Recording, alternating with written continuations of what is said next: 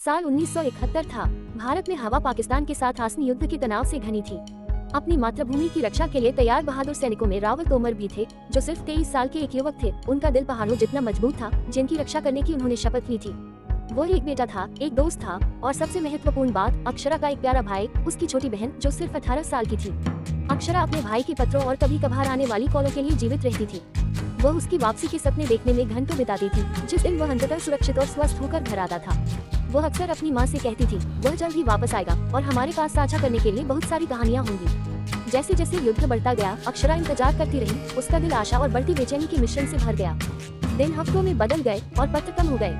फिर एक उदास दोपहर भयानक खबर आई। कर्तव्य पालन में रावल ने किया था परम बलिदान, लेकिन अक्षरा को पता नहीं था। किसी के पास उसे सच बताने का दिल नहीं था। वह खाने की मेज पर उसके लिए जगह बनाती रही और हमेशा उसके लिए सबसे मीठी मिठाइयाँ बचाती रही। जब वह वापस आएगा तो बहुत खुश होगा, वह चहचहाएगी, उसकी आंखें प्रत्याशा से चमक उठेगी। आखिरकार वो दिन आ ही गया जब रावल को घर आना था।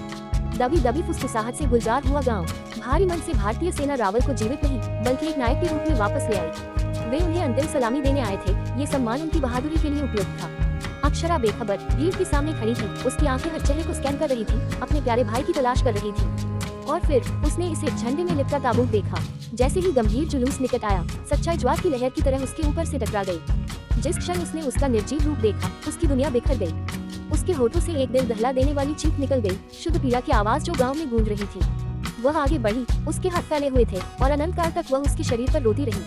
उसके आंसू स्वतंत्र रूप से बह रहे थे, उस भाई के लिए दुख की नदी जिसे वह फिर कभी नहीं देख पाएगी। रावल भैया, वह उसकी तस्वीर को अपने दिल से चिपकाकर सिस पड़ी। जैसा कि अंतिम विदाई कहा गया था और अंतिम सम्मान गिरे हुए सैनिक को दिया गया था। अक्षरा, उसका चेहरा आंसुओं से सना हुआ था, उसे ले जाया गया। उसके भाई की तस्वीर उसके हाथ में कसकर पकड़ी गई थी। गहन क्षति और युवा लड़की के भविष्य को पहचानते हुए सरकार ने कदम बढ़ाया।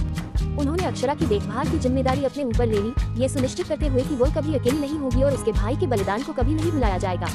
बहादुर सैनिक रावल तोमर की स्मृति जीवित रहेगी और राष्ट्र उनके साहस और बलिदान को हमेशा याद रखेगा।